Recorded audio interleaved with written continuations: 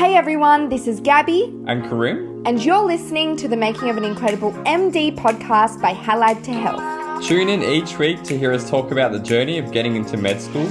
From GAMSAT to medical interviews, get the insider scoop from med students who have done it all before. So stay tuned and get ready to get med ready.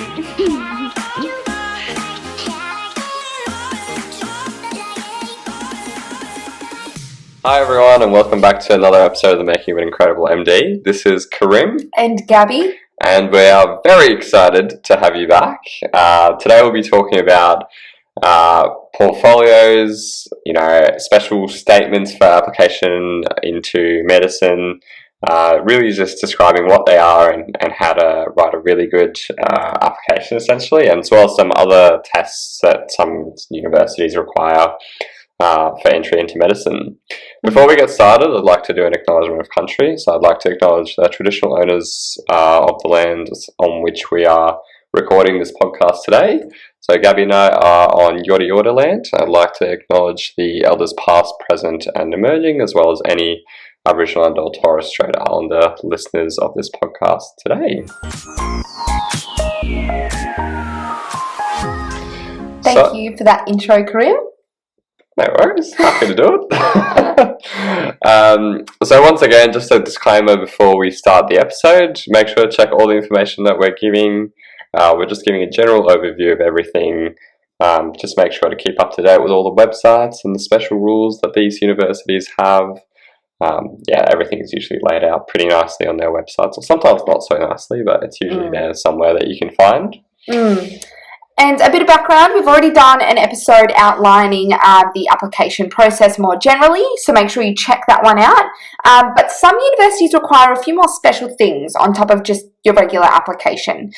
A lot of unis just want, your GAMSAT, GPA, that's it. But some unis want a little bit more. So for example, the University of Wollongong wants a portfolio, and they also do a special test called the CASPA test.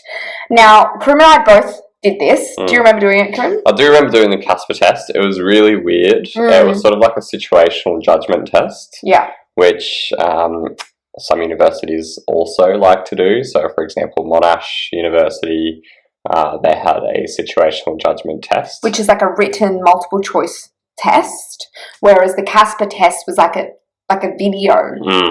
When we did it, anyway. Yeah. I think it still is relatively similar. From what I remember, it was just a hurdle. You didn't get a mark associated with it or anything like that. Yeah, you just had to pass, really, essentially. Yeah. You had to convince them that you are able to make decisions in a sound way, essentially. So it'd be like this video which would show some sort of interaction between people, maybe a patient and a doctor, or maybe just like people on the street, and then it would ask you how to respond, and there would like a couple of options, and you'd write that, or you'd have to write in the box how you would respond and write it out yourself. So but look it up online. There is a lot of information about that on the University of Wollongong's website as well, and how it contributes to your applications. But the portfolio is probably the big thing that scares students, I would say. Both Karim and I did a portfolio for the University of Wollongong. I spent a lot of time on mine. I was not overly stressed about it, but more just stressed about the word count. But we'll get to that later. Also, the University of Notre Dame, they require a portfolio and personal statement, I believe, both of those things, if they haven't changed. And Flinders University requires a sort of like a personal statement or a letter of consideration if you're applying for some of their special pathways. So not all the time, but for example, I applied for the rural pathway for Flinders, and that was one of the requirements needed. So, what does these special requirements like a portfolio involve, Karim? So we'll focus mostly on the portfolio during this episode, because I think that's what people get most stressed about. I certainly was very stressed about it. I thought mine was really inferior compared to some of the other people in my cohort who were applying. And I spent very little time on it. To be honest, I just really wanted to get it over and done with, and I was stressed with other uni assignments at the time. So I just wanted to get over and done with. I don't think I wrote too much, and I kind of probably didn't do the best job possible, which I do not recommend to do. I think you should put a lot of effort into writing your portfolio and making sure it's as good as possible.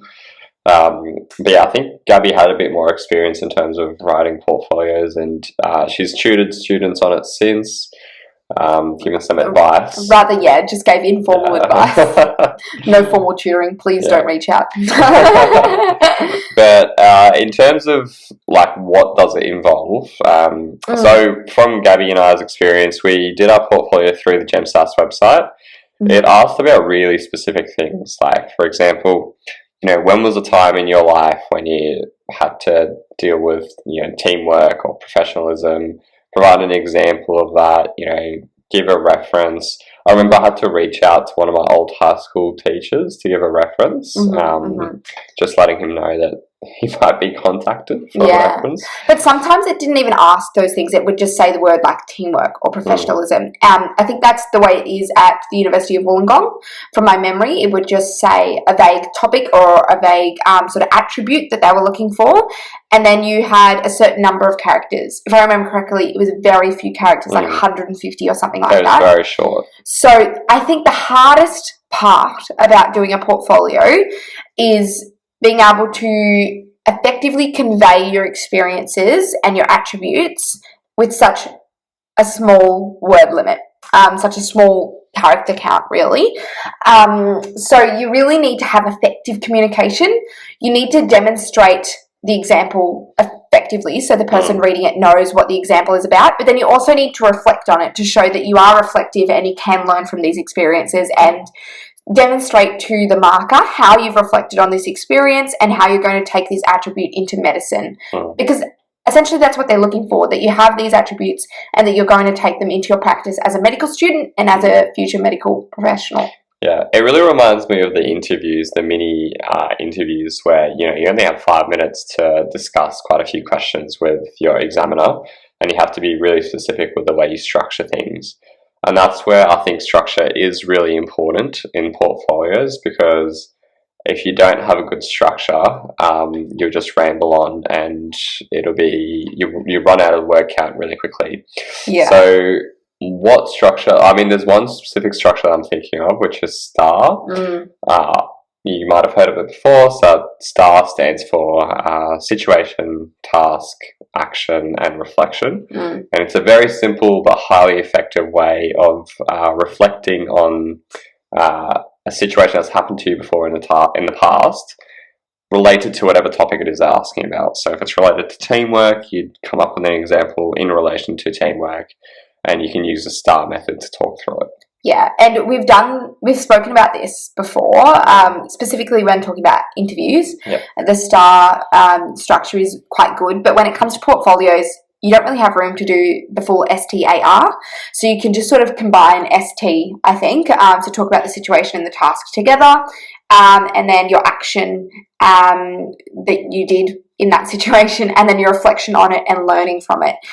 And I believe that the key is the reflection. You really need to demonstrate your reflective thinking post this situation to the marker, and your learnings from it for future practice. It's really important. So I highly recommend focusing on that and ensuring that you get enough people to read your portfolio. Give it to your mum, give it to your dad, give it to your friends, family, give it to your peers to have a read, and ask them if they've completely understood what the situation was and your reflection and your learning, and get their feedback on it. I probably had 10 to 15 people read my portfolio. I was obsessed with sending it to people and asking them for feedback. And I think that honestly just helped me a lot, because some people would read and be like, I have no idea what you're talking about in this situation. So it was good feedback to change that. Because sometimes you can be too succinct in your explanations, I would say. But a little bit different to that is these letters or personal statements. They tend to be a little bit more free, rather than portfolios being quite structured. The university definitely tailors your responses and is looking for particular things, whereas the personal statement is sort of you're given freedom to write what you would like in it. So it can be a little bit more challenging because you need to be able to sneak in examples of your achievements and attributes which would make you a good candidate for a medical student at this university, as well as, talking about your dreams and reasons for wanting to study medicine, specifically at that university, but also doing so in like a casual, not too forced manner. So it can be quite hard. My sneaky tips for this are always try to include specifics about the university. For example, where the university is, its location, its course structure, clubs and societies there that you would like to get involved in, and how you see your career being influenced by the university itself, not just medicine, but the university. For example, you can look up the university's values. They often have it listed specifically for the medical school at the university, and try to sneak those values in and relate them to your own values. Obviously, don't lie. I think that goes without saying. But you can tie in the specifics of the university into your response. Yeah, and I think that's really useful in general in terms of whether it's the personal statement or the portfolio. Knowing what the university cares about is a really good way of ensuring that your responses align with the university's values, which essentially means to the examiner you're going to be a good fit in this university. People do this for job applications, people do this for all sorts of things. Whenever they try to apply to something, they want the person that they're writing to or the person that they're speaking with to feel like they are going to be a good fit. And so they want them to feel like they're making a good decision by choosing them, essentially. And especially with the portfolio, just make sure that you understand what it is they are looking for when they're asking about those questions, and try to answer your the specific things in relation to that.